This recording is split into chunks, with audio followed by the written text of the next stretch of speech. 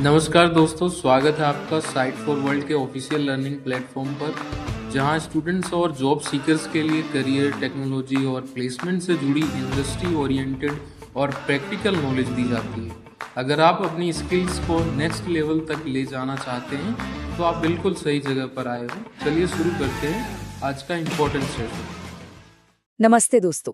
कभी सोचा है कि एक ही वेबसाइट आपके बड़े से कंप्यूटर स्क्रीन पर और आपके छोटे से फोन पर, दोनों पर इतनी परफेक्ट कैसे दिखती है?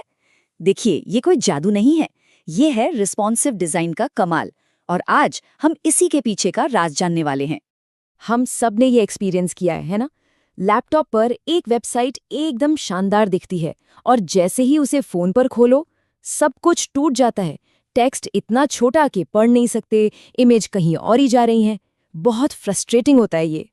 और इस फ्रस्ट्रेशन की वजह बहुत सिंपल है। आज की दुनिया में एक वेबसाइट है, लेकिन स्क्रीन्स अनगिनत हैं। फोन, टैबलेट, लैपटॉप, यहाँ तक कि बड़ी टीवी स्क्रीन, हर डिवाइस का साइज अलग, उसकी कहानी अलग। इसको ऐसे समझिए कि आपको एक ही कमरा डिजाइन करना है, पर शर्त ये है कि वो एक छोटी सी अलमारी की तरह भी काम करे और एक बहुत बड़े गोदाम की तरह भी, और वो भी एक ही समय पर। मुश्किल लगता है ना? तो इस मुश्किल पहेली का हल क्या है? जवाब छिपा है CSS की एक बहुत ही स्मार्ट टेक्निक में, जिसे हम कहते हैं ब्रेक पॉइंट्स। ब्रेक पॉइंट्स को यूज करने के लिए हम मीडिया क्वेरीज का इस्तेमाल करते हैं। अब ये मीडिया क्वेरी क्या भला है? ये CSS का एक सिंपल अगर तो वाला रूल है। मतलब अगर स्क्रीन की चौड़ाई x है तो ये स्टाइल दिखाओ, अगर स्क्रीन की चौड़ाई y है तो वो वाला स्टाइल दिखाओ। सिंपल है ना? और जिन खास पॉइंट्स पर हम ये स्टाइल बदलते हैं, उन्हें ही हम ब्रेक पॉइंट्स कहते हैं। जैसा कि नील्सन नॉर्मन ग्रुप की केली गॉर्डन कहती हैं, ये सिर्फ पॉइंट्स नहीं है, ये रिस्पॉन्सिव डिजाइन के बिल्डिंग ब्लॉक्स हैं। इन्हीं से पूरी इमारत खड़ी होती है। अब ब्रेक पॉइंट्स को लागू करने के दो मेन तरीके हैं। पहला, मोबाइल फर्स्ट, जहां हम पहले मोबाइल के लिए डिजाइन करते हैं और फिर बड़ी स्क्रीन्स के लिए चीजें ऐड करते जाते हैं। दूसरा है डेस्कटॉप फर्स्ट, जहां हम पहले बड़ी स्क्रीन के लिए बनाते हैं और फिर छोटी स्क्रीन्स के लिए चीजें हटाते या सिंपल करते हैं। आज के जमाने में मोबाइल फर्स्ट को ही बेस्ट माना जाता है। क्यों? क्योंकि ज्यादातर लोग मोबाइल पर ही तो। लेकिन टेक्निक तो ठीक है, अब आते हैं असली स्ट्रैटेजी पर। सवाल सिर्फ ये नहीं है कि ब्रेक पॉइंट कैसे बनाएं, असली सवाल तो ये है कि उन्हें सेट कहां पर करें। तो यही है मिलियन डॉलर क्वेश्चन। ये ब्रेक पॉइंट्स आखिर लगने कहाँ चाहिए? क्या हमें किसी खास फोन या टैबलेट के साइज को टारगेट करना चाहिए, या फिर कोई और बेहतर तरीका है? यहाँ दो मेन अप्रोच हैं। पहली, डिवाइस बेस्ड, मतलब हम आईफोन या आईपैड जैसे खास डिवाइस के लिए ब्रेक पॉइंट सेट करते हैं। लेकिन ये तरीका बहुत नाजुक है। जैसे ही मार्केट में कोई नया डिवाइस आता है, हमारा डिजाइन टूट सकता है। दूसरा और कई बेहतर तरीका है कंटेंट बेस्ड। यहाँ हम तब एक ब्रेक पॉइंट डालते हैं जब हमारा कंटेंट या लेआउट खराब दिखने लगता है। ये तरीका ज्यादा मजबूत और फ्यूचर प्रूफ है। समझ आ रहा है? इस पूरी सोच को एक डेवलपर ने बहुत ही बढ़िया तरीके से एक लाइन में समझाया है। जब आपका डिजाइन अजीब दिखने लगे तो वही आपका ब्रेक पॉइंट है। कितना सिंपल और कितना पावरफुल। फोकस हमेशा कंटेंट पर होना चाहिए, डिवाइस पर नहीं।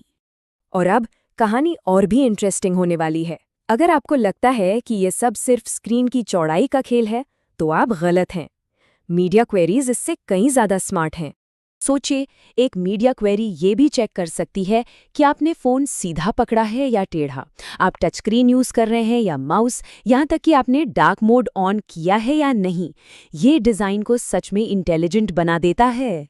इसका सबसे कॉमन उदाहरण हम रोज देखते हैं। जैसे ही आप अपने फोन को लैंडस्केप मोड में घुमाते हैं, यूट्यूब वीडियो फुल स्क्रीन हो जाता है या किसी वेबसाइट का लेआउट बदल जाता है। ये सब मीडिया क्वेरीज का ही कमाल है। मीडिया क्वेरीज बेशक बहुत पावरफुल हैं, लेकिन हर तकनीक की एक लिमिट होती है, और यहीं से रिस्पॉन्सिव डिजाइन के सफर का अगला और शायद सबसे रोमांचक चैप्टर शुरू होता है। मीडिया क्वेरीज की सबसे बड़ी लिमिटेशन ये है कि वो सिर्फ पूरी स्क्रीन या पूरे पेज का साइज जानती हैं। वो ये तो बता सकती हैं कि कमरा कितना बड़ा है, लेकिन उन्हें ये नहीं पता होता कि कमरे के अंदर रखे सोफे को कितनी जगह मिली है। तो सवाल ये है, क्या कोई ऐसा तरीका है कि एक कंपोनेंट, मान लीजिए एक फोटो गैलरी, पूरे पेज के बजाय सिर्फ उसे दी गई जगह के हिसाब से खुद को एडजस्ट कर ले? और इसी सवाल का जवाब है कंटेनर क्वेरीज। इस तस्वीर में ये फर्क बिल्कुल साफ है।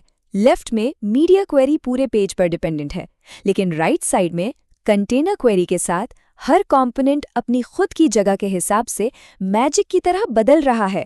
ये कंपोनेंट को सेल्फ अवेयर बना देता है। इसका मतलब ये है कि हमारे कंपोनेंट्स अब सच में मॉड्यूलर और दोबारा इस्तेमाल करने लायक बन गए हैं। आप एक ही कार्ड कंपोनेंट को साइड बार में डालेंगे तो वो छोटा दिखेगा, और उसी को मेन कंटेंट में रख देंगे तो वो अपने आप फैलकर बड़ा हो जाएगा। ये एक रियल गेम चेंजर है। आखिर में ये सारी टेक्निकल बातें एक बड़े मकसद से जुड़ती हैं, इंटरनेट को हर किसी के लिए एक बेहतर और ज़्यादा वेलकमिंग जगह बनाना। तो ये सब क्यों ज़रूरी है? सबसे पहले बेहतर यूज़र एक्सपीरियंस के लिए। कोई फ्रस्ट्रेशन नहीं, कोई जूम इन जूम आउट नहीं, बस एक स्मूथ एक्सपीरियंस। दूसरा, एक्सेसिबिलिटी के लिए। इससे पक्का होता है कि जो लोग स्क्रीन रीडर जैसी सहायक तकनीक यूज़ करते हैं वो भी कंटेंट को आसानी से यूज़ कर सकें। और तीसरा, ये हमारे डिज़ाइन को फ्यूचर प्रूफ बनाता है, ऐसे डिवाइस के लिए जो शायद आज बने भी नहीं हैं। तो मैं आपको इसी सवाल के साथ छोड़ रहा हूँ। जैसे जैसे हमारी स्क्रीन मुड़ रही है, फोल्ड हो रही है और हमारी आंखों के चश्मे में समा रही हैं, हमारी डिजिटल दुनिया का अगला रूप क्या होगा? सोचिएगा जरूर। तो हमारे चैनल को सब्सक्राइब कीजिए और वीडियो को अपने दोस्तों के साथ शेयर जरूर कीजिए। कमेंट सेक्शन में अपना डाउट या नेक्स्ट टॉपिक लिखना मत भूलिएगा।